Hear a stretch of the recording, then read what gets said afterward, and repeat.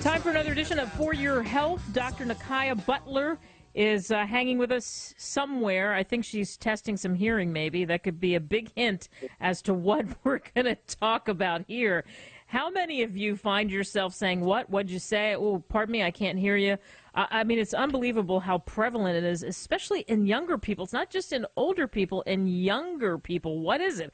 Have we just turned up the music too loud in our headphones? What is it that we're doing to ourselves? So I thought it'd be fun to have her on to talk about that and talk about hearing aids, frankly. I just had lunch with somebody, and he was 27. He had hearing aids. I had no idea. He said, hold on a second, and he did something with his ear, and then he told me, I have problems hearing. So how about that?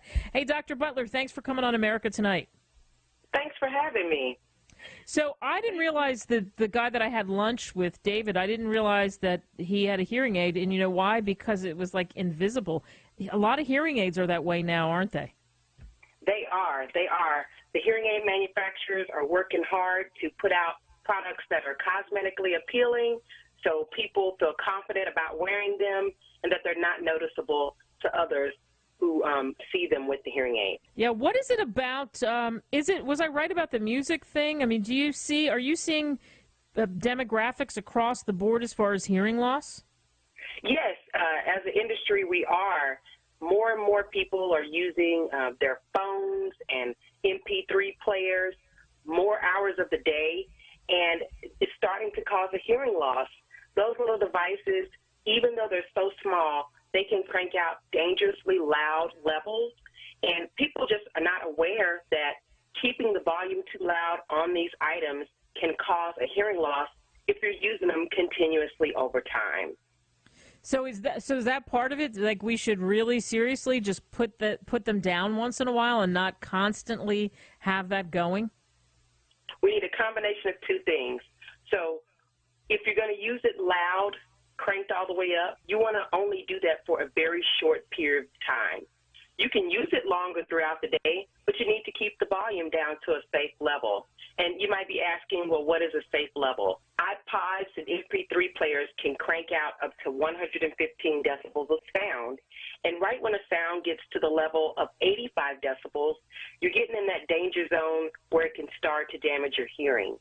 So the louder the sound, the shorter amount of time you want to expose yourself to it. If you're going to listen to it at below 85 decibels, go ahead and use it as many hours a day as you want to. But if you're cranking it up above that level, you really need to be watchful. Do that as least often as possible.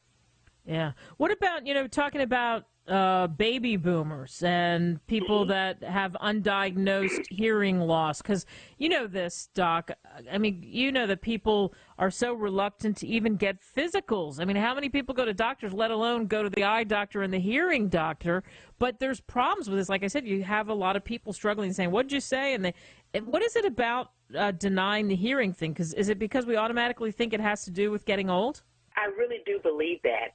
People, it's two things. This problem is silent in that it's something that people can't see necessarily, that you have a hearing problem, and it doesn't hurt physically. It doesn't cause pain. So people try to ignore it and brush it under the rug. And typically from when a person first notices a problem, they wait up to 10 years before they talk to their doctor about it and actually get a hearing test.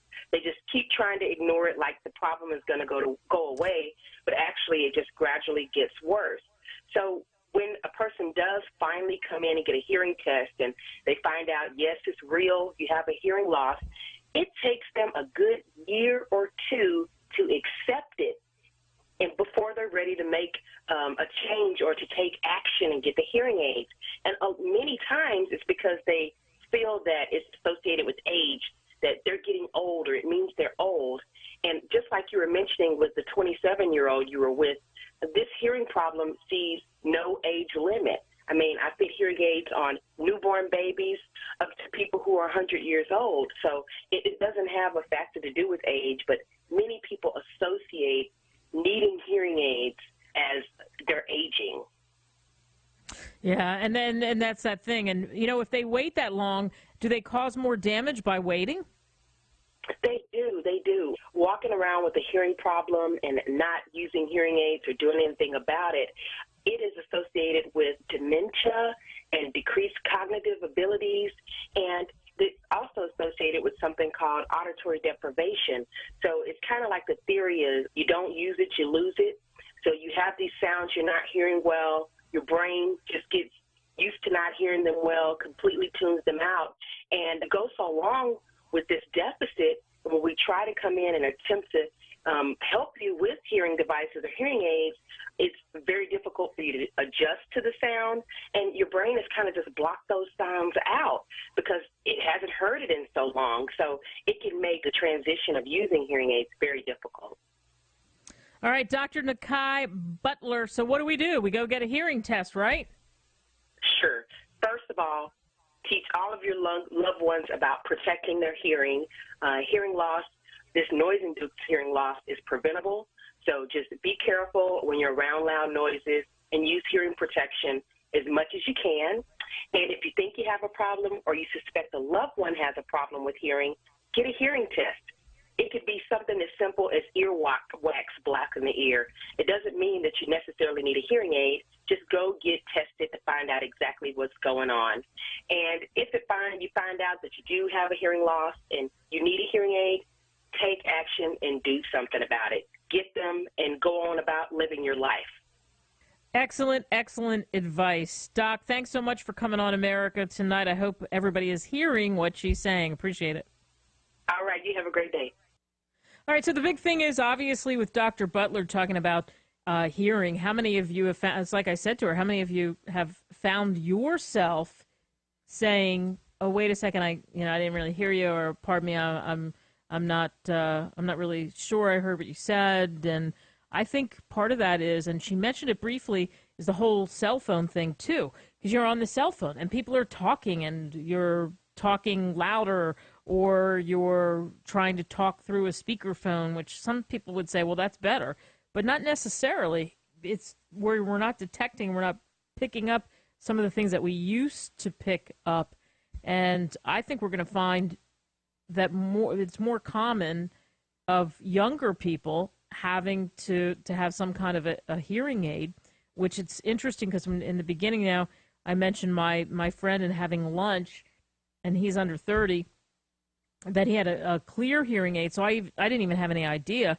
And I think that's going to be more the norm. So disguising it, they've gotten better and they're different than how they used to be.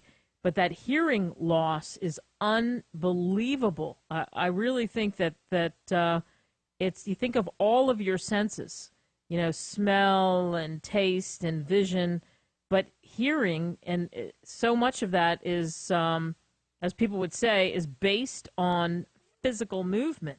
So once you lose that, once you can't, once it's kind of iffy as to what was being said and you're trying to pick it up, I honestly think that this is the new frontier. I mean, it's already here, but I think it's even bigger than that. We were talking there about people not getting checkups, and I think that that's going to become such a mandatory thing for so many people because of the idea of the volume of having the headsets on, of the cell phone, like we were saying, I just mentioned there.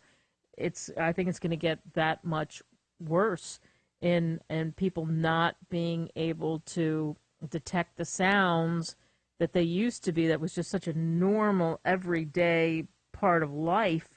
But these, the vibrations that an object produces, sound when it vibrates, that's it. Whether it's solid, whether it's a liquid like water or gas, that kind of stuff.